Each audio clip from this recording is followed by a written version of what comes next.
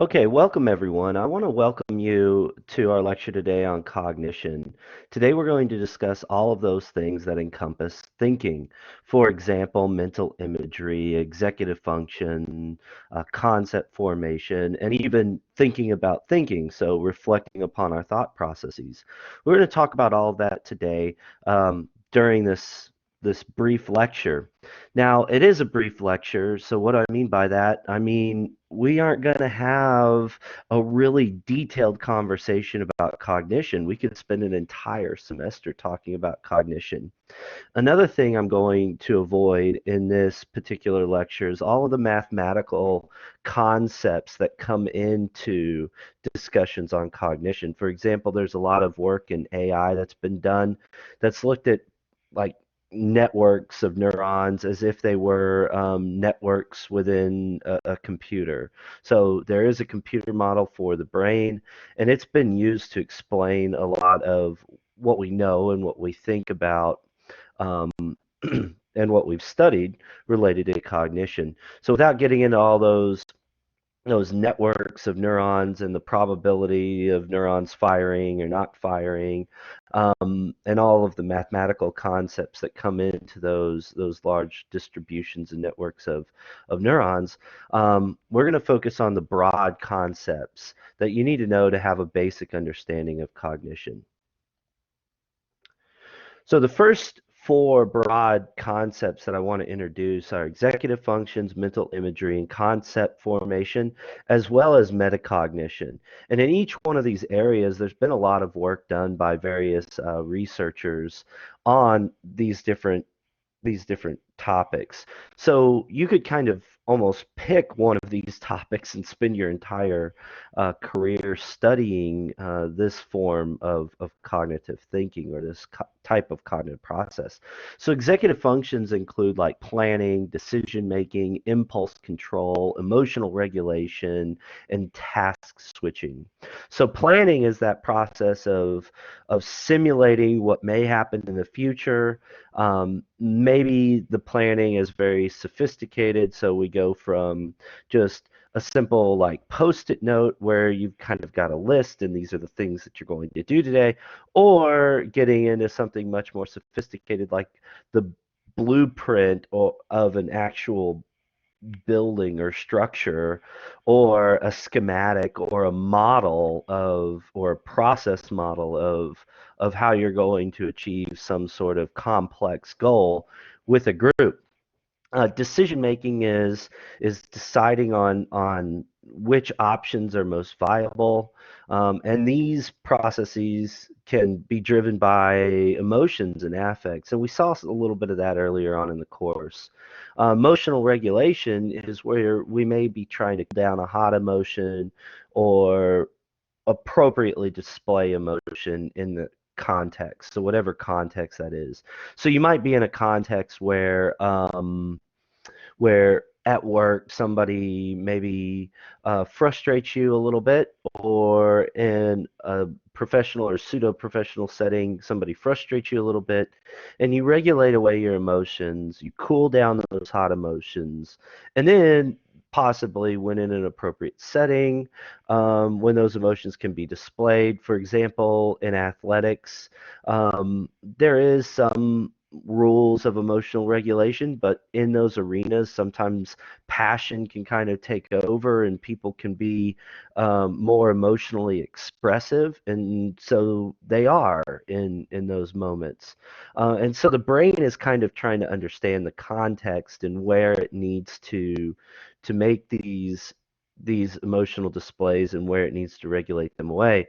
And that's falling under the umbrella of executive functions. The frontal lobe is primarily going to be responsible for processing that emotional response and trying to cool that down. Uh, and then task switching. Task switching is where we move from one context to another, and in that new context, there are different rules. So in a social environment, they would call this, I believe, code switching or shifting. Pardon me, not a sociologist, so it's in that realm, but I think it's code shifting or switching. And what they're talking about there is where you move from one cultural context to a new cultural context. For example, if you're with your friends and you're engaged in a hobby, you may behave one way, and there are expectations for how you behave and interact. In a different setting, when you go into your workplace, there are rules for the way that you interact in that place.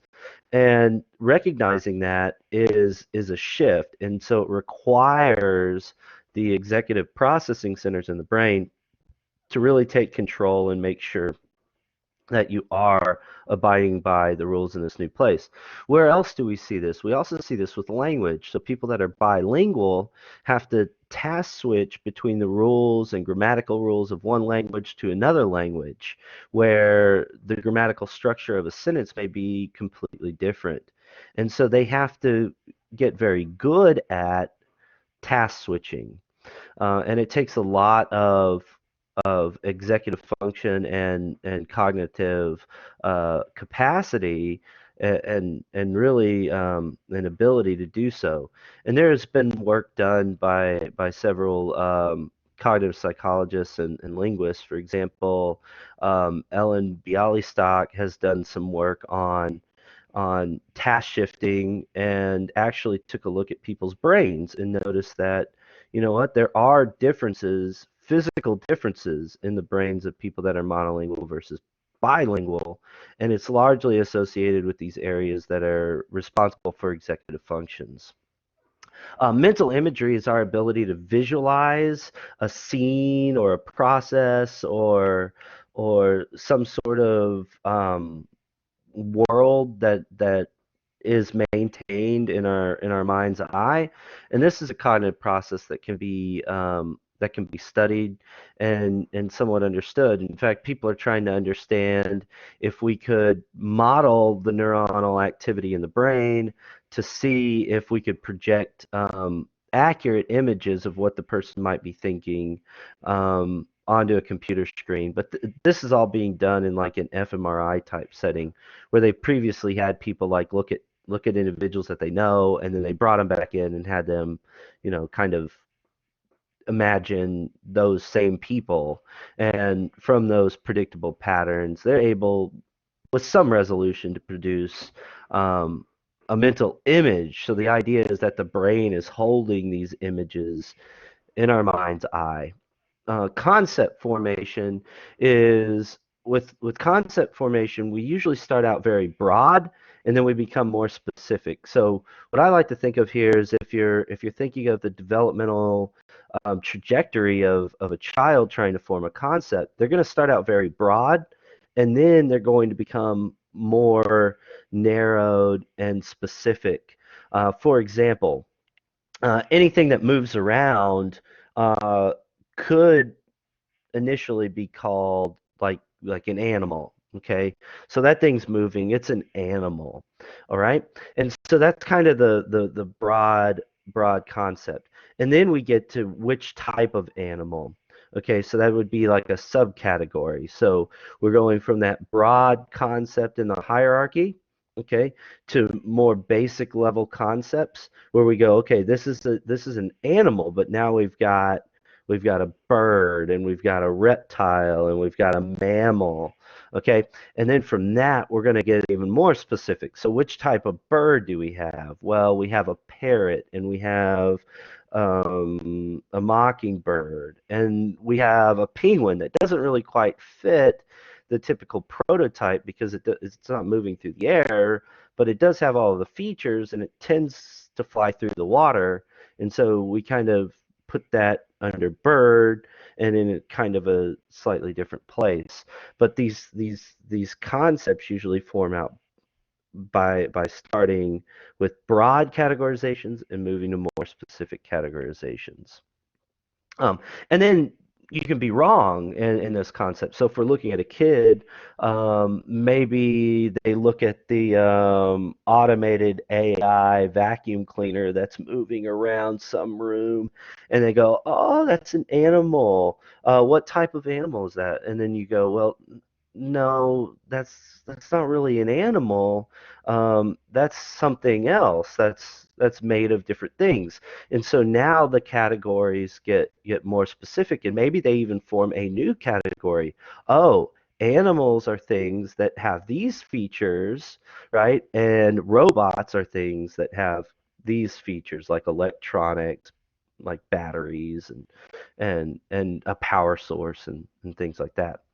Okay, metacognition is reflecting upon um, the data.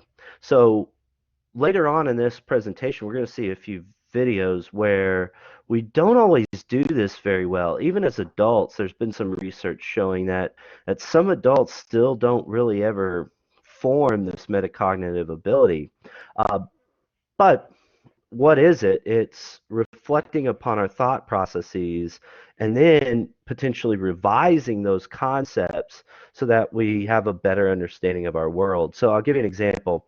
Let's say we have three groups of rats, and we want to know if caffeine improves performance. So we've got a control group that has no caffeine and just gets like water or a saline solution.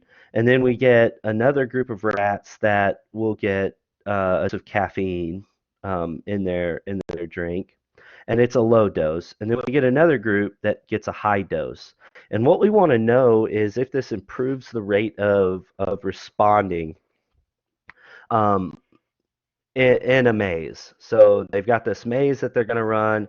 They're going to take this caffeine first, and then they're going to run this maze. And at the end of the maze, maybe the reward is they get food or they get out of the maze. All right, and so we're going to give these to the rats, and what we notice is um, group one, our control group, was a baseline.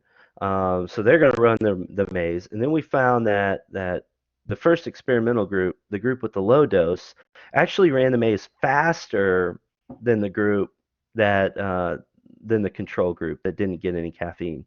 But then we get to the high dose, and we find that the those rats end up running the maze very slowly because they're sitting over into one corner of the maze and they're like doing circles, or they're quivering, or they're not really focused on the task.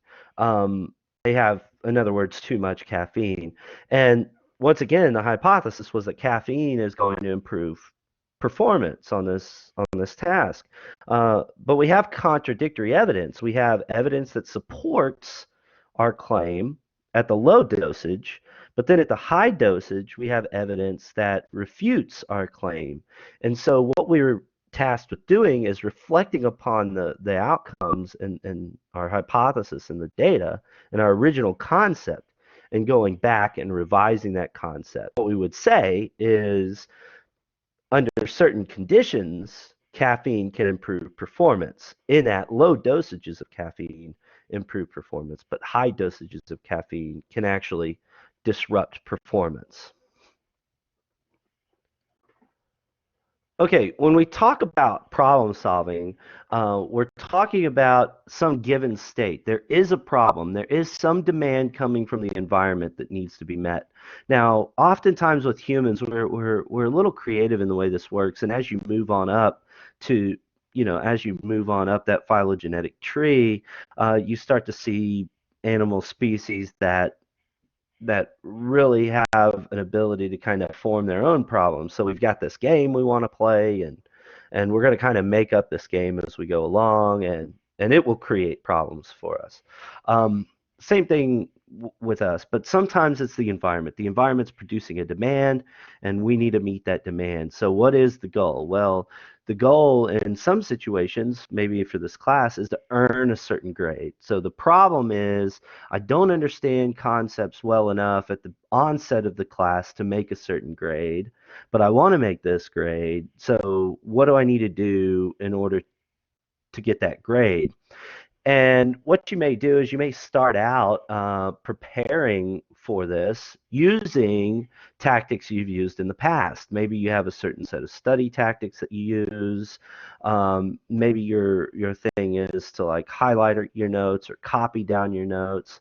write out terms. I don't exactly know what your specific strategy might be, but this is how you prepare, okay? And so that was the preparation.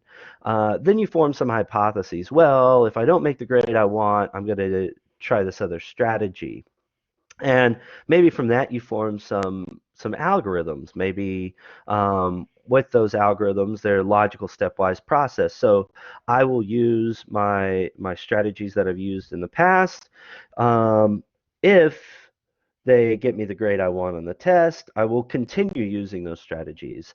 If not, I'll reevaluate my strategies, right? Some of that metacognition and reflect upon why that might not have worked and maybe implement a slightly new strategy or reevaluate the study process altogether.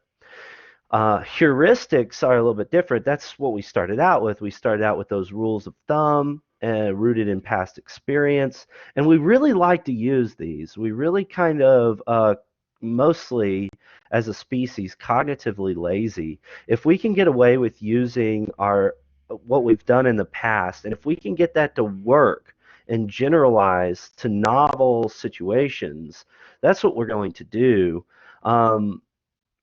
Some of us do like to challenge ourselves, and especially if the situation demands, we will push ourselves outside of that envelope. But once again, we'll see some videos by some speakers a little bit later that say we can only do that so much. So if things change too fast, and there's too much demand for something new, then we might not be able to get there.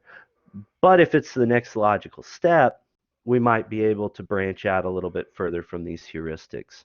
And then insight learning is kind of like a flashbulb insight. So you're going through your life, you have this problem, you've been thinking upon this problem, and you've really spent some time thinking, but you can't find a solution to it.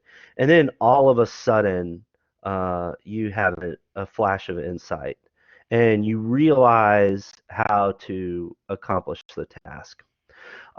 Then the evaluation process is very important, right? So throughout the planning process, usually there are points, especially if it's a complex project, where you want to go back and you want to reevaluate what has worked, what hasn't worked, and then revise those steps if necessary, or solidify the plan. Like this is working, so let's continue to move forward with it.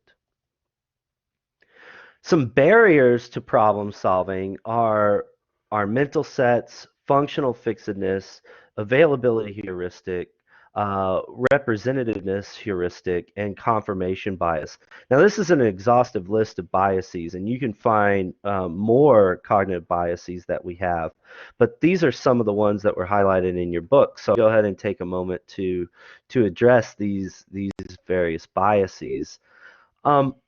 When we talk about mental sets, these are those typical patterns for problem solving. So we really get stuck in these, the way that we like to solve a problem and the way that we like to approach the problems are typically stereotypical and ritualistic. We tend to do the same things that we've done in the past, and if it's worked well, then really why change it? This isn't always a bad way to go if it is something that you know can work efficiently and get you through the process. And some of the best leaders and bosses kind of know this, and so if there is a situation, they have a typical planning process that works very well in a variety of settings, and they know how to deploy that with their workforce.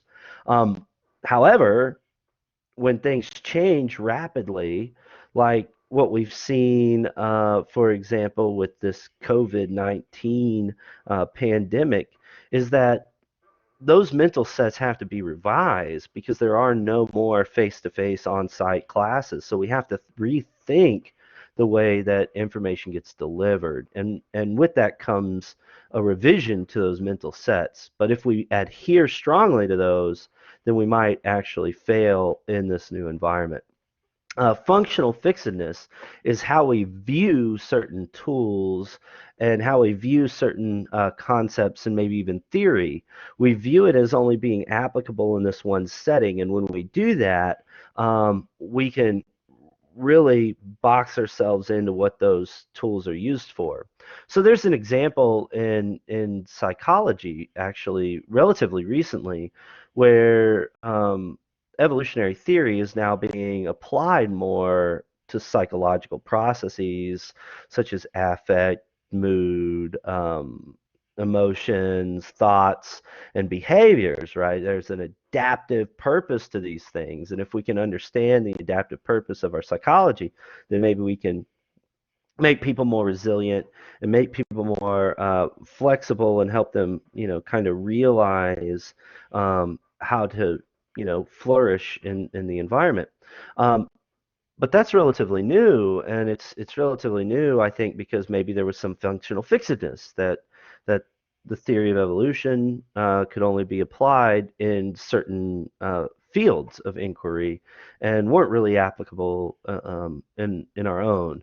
And then we also get kind of functionally fixed on our own theories, right? We don't really want to ameliorate them, especially if they've been working well, and why apply them in a novel new way. So my example here is, how do you use a pen? Well, in what other ways could you use a pen? A pen is literally a writing utensil, but you could use it in a variety of ways. And I'd like you to think of at least 5 or 10 different ways that you could use a pen. Availability heuristic states that what is most readily recalled will be what we perceive to be the most probable. So an example of this is, which is more deadly, car accidents, plane accidents, or terrorist attacks? And in the news, it really depends on what you've seen lately. If you've just recently seen a plane crash, you might think, well, plane crashes are more deadly. They're killing more people. But I'd like you to take some time and actually go look up those statistics. You might be surprised that car accidents are far more deadly than the other two. And that's because they're not really covered much in the news. Terrorist attacks and plane crashes always tend to make the news. So they're more ingrained in our brains because we readily recall those events.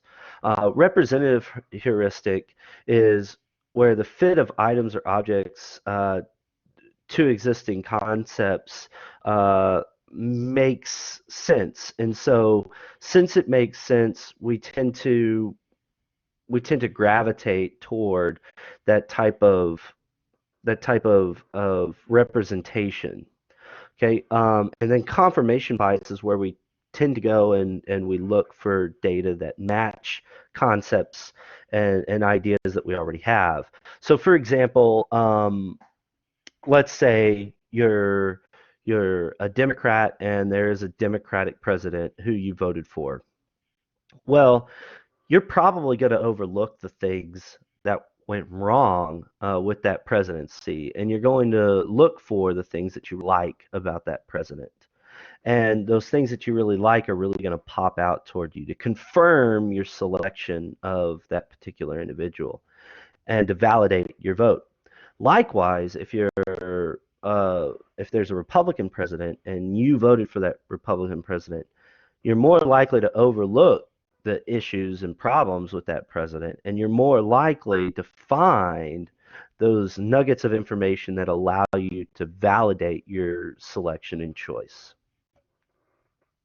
And I encourage you to watch the video on cognitive bias. It really is a good video, and I'll share that out when I share the slides with the class. Creativity is a unique, it's kind of this interesting realm in cognitive science because we want to understand how people move into other spaces of probability. Um, there are three different ways in which creativity can express itself. One is with an original solution. So nobody's ever offered this solution. This is an original solution, and now we're going to take a look and see if it's applicable and will actually work. For example, theories. there are new theories that can be proposed, and some of those theories are genuinely original, and you go, okay, well, this is interesting. Um, does it explain the effects it purports to explain? And then we have flexibility, which is this is where we shift from strategies, or we shift our thinking about certain objects or concepts slightly, and we use them in a novel way. So it's not a genuinely original idea like the theory of relativity, but it is a shift in the way we use this tool or idea. And then there's fluency. Fluency is where we offer many different solutions for a problem. Some individuals may only have one or two solutions to a problem, and other individuals may have a variety of solutions to the problem, almost so much that we have like a choice paralysis. There's so many options to select from, we don't know which path to take. Um, and then I want you to watch a video on Bo Lotto. Bo Lotto's done a lot of interesting work with perception, in particular visual perception. But all of our perception is rooted in our past experience and assumptions, and shifting from that takes some work. And Bo Lotto will really tell you how that can happen, and talk to you about how that can happen. It's really about the adaptive purpose of our thinking and our battles with uncertainty. Okay, and so once again, I'll share out these slides, and you can take a look at that video, and please watch it. It is a really good video, and it is a video that I feel can really change your thinking and make you more successful in a variety of different settings. Once again, I want to thank everybody for joining me for this lecture today. Uh, there will be more of these to come, and I hope that everybody is happy, healthy, and well. Um, just a little side note, this is during the COVID-19 pandemic, so I hope everybody's adjusting and adapting very well to this new environment, this very uncertain environment. And if you know if you're struggling, there are a number of resources that I can help guide you to. So please reach out to me via email if you have any questions for me or concerns. I wish everyone the best. Once again, stay well, stay healthy, and take care.